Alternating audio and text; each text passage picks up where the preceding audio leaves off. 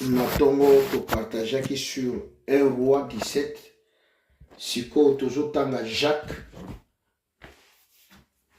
Tokena Jacques.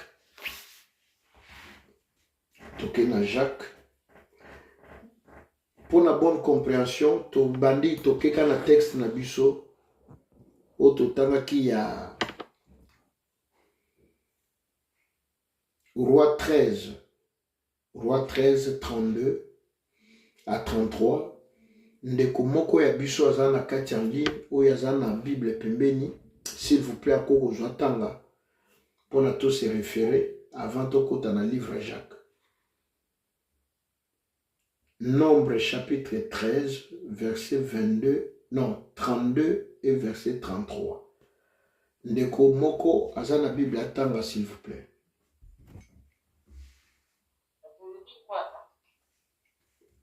Dans le nombre 13, nombre chapitre 13, verset 32, na verset 33.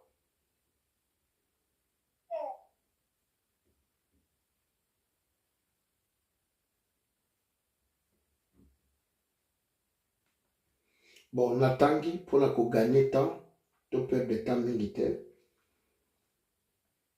Je lis la parole au nom de Jésus. Et ils décrièrent devant les enfants d'Israël le pays qu'ils avaient exploré. Ils dirent, le pays que nous avons parcouru pour l'explorer est un pays qui dévore ses habitants. Tous ceux que nous y avons vus sont des hommes d'une haute taille.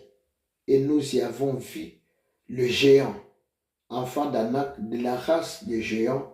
Nous étions à nos yeux et au leur comme des sauterelles. Alors, verset 28 et lobby, mais le peuple qui habite ces pays est puissant. Les villes sont fortifiées, très grandes. Nous y avons vu enfants d'Anak. Bien-aimé, pour la Bible, lobby n'a que c'est lui qui observe le vent. Moutozo tala mon peuple. Donc, mama ou bien papa ou yabimi na nkona na tongo ke na kibilanga na kekolo na masangu na kekolo na nguba na kekolo na soki ninyango mais tanga zo bima atala mo pepe zo leka mo pepe est-ce que zambula ezanini bible zo déconseiller que soki obandi kotala mo pepe mbule konoka o ekonoka te moyen olo na nkona na yo ekozala te. Pourquoi? Parce que tu peux passer toute une journée. Mbola nokita prokum korek soki na kenda kananga na ngana sala bilanga nanga na linga na lona. Donc pardon, la Bible nous dit la foi est une ferme assurance, une démonstration de celle qu'on ne voit pas. Awa na buku esantu touti otanga Bible lobi na biso Moïse na Aaron baponi 12 espions. Pourquoi? Parce qu'il faut que les batala mboka oyo, pays qui coule le lait et le miel, oyo nzamba laka ki bango, mboka oyo nzamba bimisa ki bango na Égypte.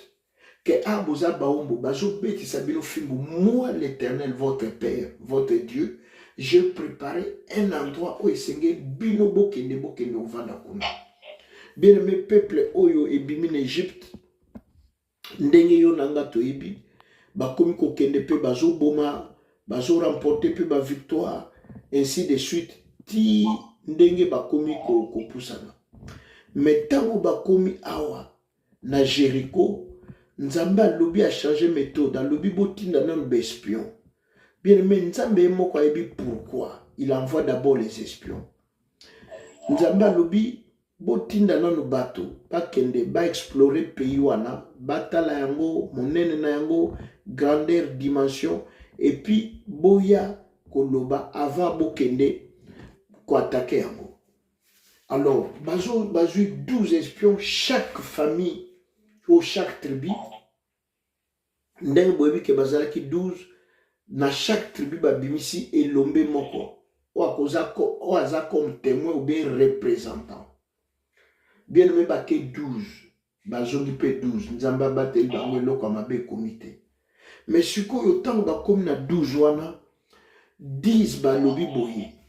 10 nde bazwi parole balobi boye balobi donc bakomi kokanga ko liboso ya peuple ya Israël bakomi donc kokanga na façon que bazo décourager peuple po makambo bamoni kuna balobi oui tokendeki tomoni mboka kitoko c'est vrai c'est un pays qui coule le lait et le miel mais à part miel à part biloko kolia na boju une terre fertile mais tala makambo tomoni kuna babita ya mboka na baza bingambe baza ba géant ba fils d'Anak. Le pays lui-même il dévore ses habitants donc pays moko aliak bien aimé donc le kuta moko exagéré donc le pays dévore donc mboke liaka mboke zoboma ba habitants ba occupants. Alors tout ça c'était parce qu'ils avaient peur. Ils ne voulaient pas aller combattre. Pourquoi? Parce que Nzamba lobaki na pesi bino mboka oyo. Mais bango bakanisi que bako bunda, bako bimisa mandoki, mais tango batali bingambe wana, bato bavana mboka na balbite, awa tokoka ko bunda te, to mizongela. Alors voilà pourquoi c'est là que j'interviens dans le livre à Jacques, au Jacques chapitre 2, à Lobi Boye. Jacques 2, verset 17 à Lobi.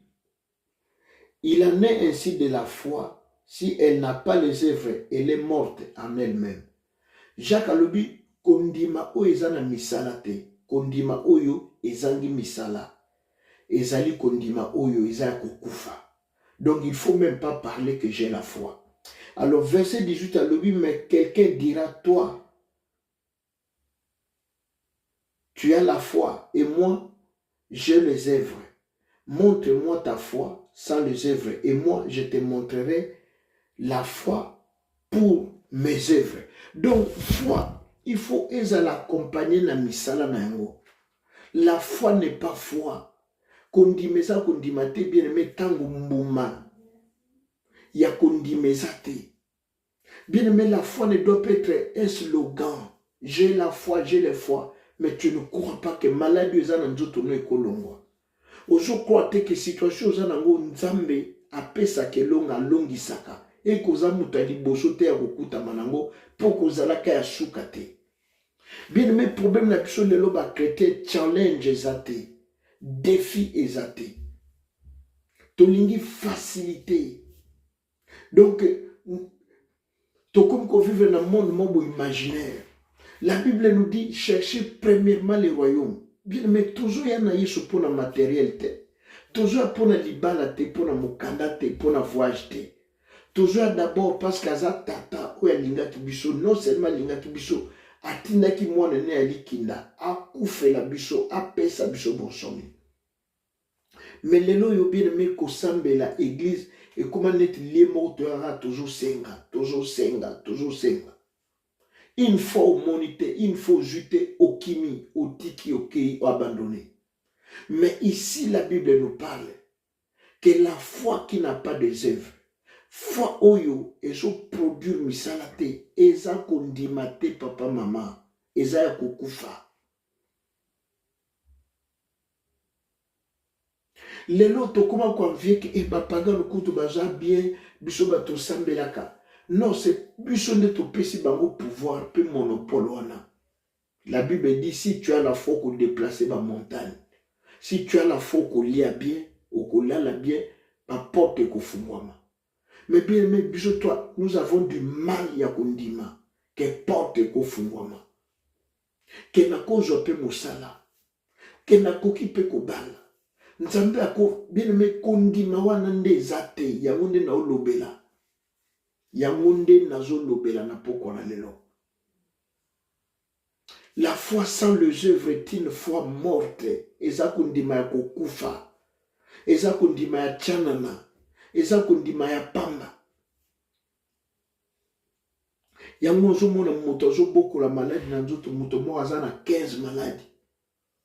Moto moko aza na 25 soucis, 25, 36 problèmes. Mais azana makoki te ya kobondela, ko déclarer maloba. que situation yo elongwa oyi maladie boye oza pona ngate sida oza pona ngate cancer zonga bipai. Donc nous avons du mal ya ko confesser la foi, ya ko déclarer makambo, ya ko boya liwa, ya ko boya célibat, ya ko boya pauvreté, ya ko boya bitumba. Nous n'avons pas cette foi là. Biso toza na foi lokola Thomas omoni ondimi soki omoni to kondima te.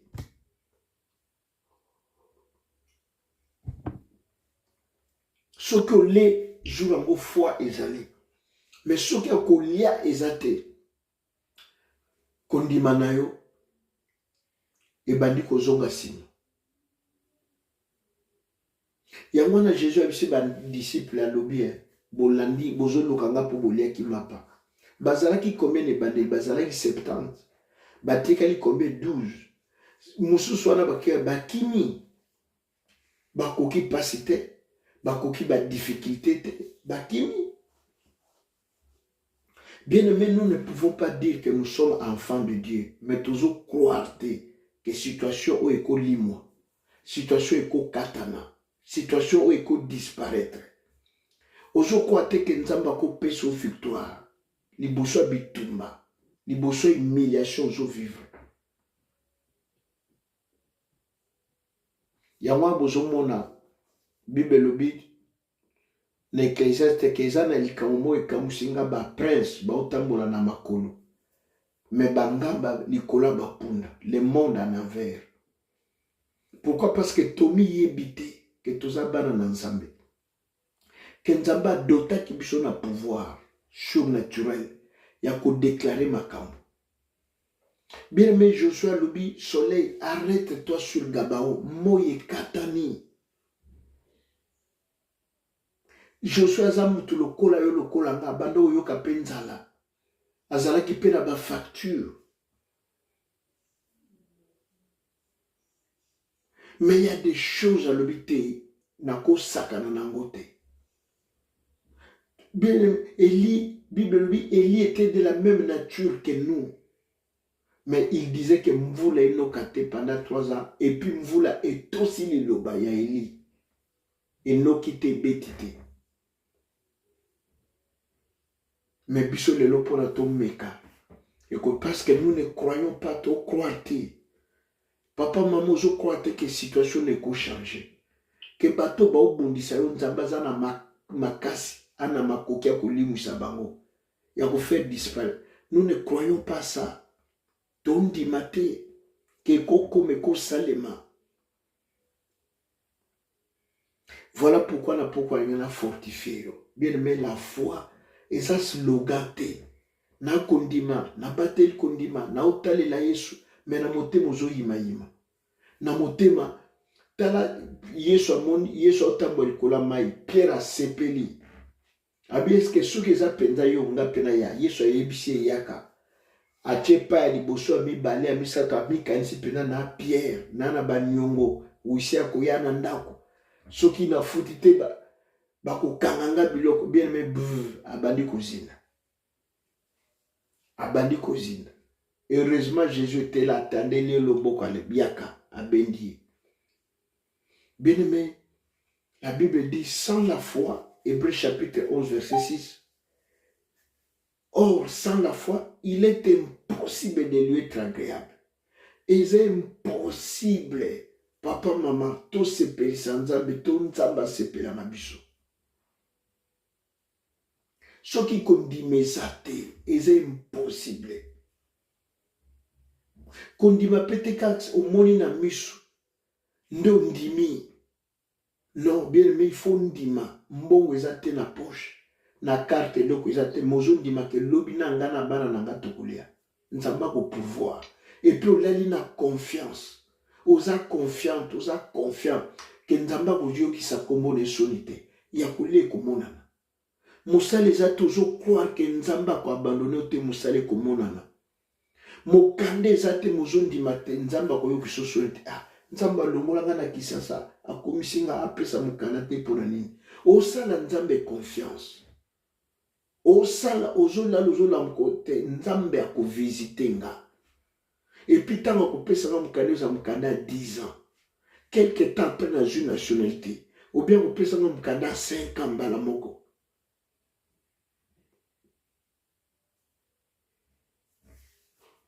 Voilà pourquoi bien aimé na pourquoi le lot. Na lingi tena zo abino temps ebele pour la bola la tena ligne. La foi sans les œuvres. Kondimo ezangi misala. Ezali kondima ya chanana, kondima ya lokuta, kondima ya pamba.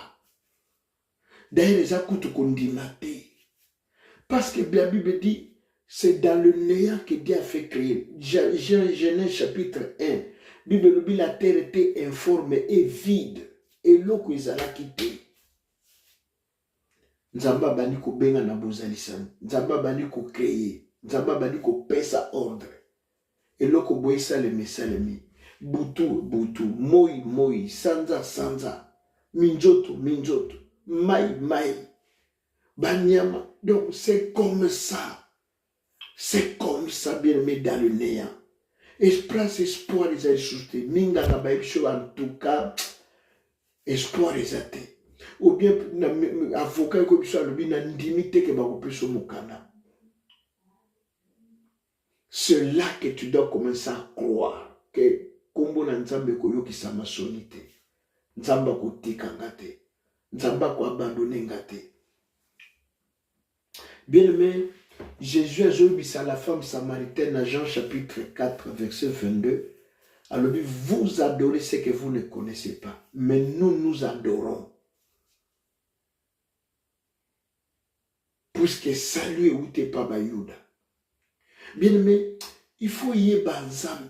Tant que vous avez confiance. Mais ce que vous avez bien aimé, au banda uzaka wana, ozo me mama. Et le bas frère mona isa banda lo bozo lande lengi mbonda. Oyaka kaka pona mbonde ko beta, banzembo asike ko yembama. Mais na motema nozo croire que cancer ko bunga, sida ko disparaître. Na kozo musala, nzamba ko pesa nga pe valeur. Ata nazana diplôme te, nzamba ko élever nga. Na domaine moko quelconque. Kondima des athées. Voilà pourquoi, bien aimé, la Bible dit la foi sans les œuvres. Ezali kondima ya kukufa. Kondima il faut accompagner de ma œuvre. Aujourd'hui, ma question qui na kufi lelo na okota lola. Aujourd'hui, ma question qui enlève me ye lelo na kokota. Ezate ke batunyo lo na ebite nzambe kanda ebijura ngondeko te. Il faut la cassure au kende wapi. C'est ça la foi. C'est ça la foi. C'est ça la foi. Bien aimé banda ko croire lelo que nzamba na bomoy. Nzamba ko tika yote. Nzamba ko yoki sosonite ko abandonner yote. Bible biso ki mama azotika mono ya boti amemi pendant 9 mois menga nzambe na kotika binote. Bien mais sala nzambe confiance. Sala nzambe confiance même au monité. Ndima ke nzamba miséricorde. Ke nzamba mawa. Kazana capacité azana possibilité ya ko visiter yo. Personne siliko alongolo personne pe. Nzamba na makoki papa mama. Nzamba salaka. Situation nini nzamba ko salate. Problème nini nzamba ko lembana. Asundolo atika yo. Awanga na ba responsabilité na ezate. Ezate. Alors peuple oyo. Ba moni ba géant. Ba moni bingambe. Batel balobite ato kokate. Mais non, esa bino tenza menda kubunda. Bino boto sakaka, boyo kakaka. Et les restes nzambe moi on s'en charger te, ba comme gobi sa peuple balobite bo mekate. Soki toke toko kufa. Batuana, mboka na c'est un pays qui dévore ses habitants. Tout le monde ba géant, ba fils ya nak. To koma ina miso na bango lokola mabanki, lokola bangungi, lokola banzinzi.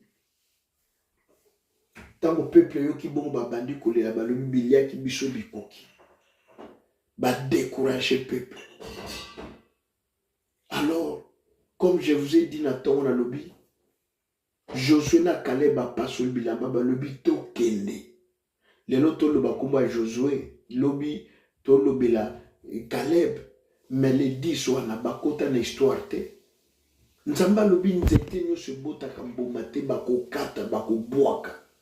Nzamba boma bango amoneke bato apamba oyo na kosala na bango nini. Kombo na bango eyebani te bakota na histoire te. Mais Caleb, ba mama boni bapesa bana kombo Caleb. Ba mama boni bapesa bana kombo ya Josué à cause ya foi na bango.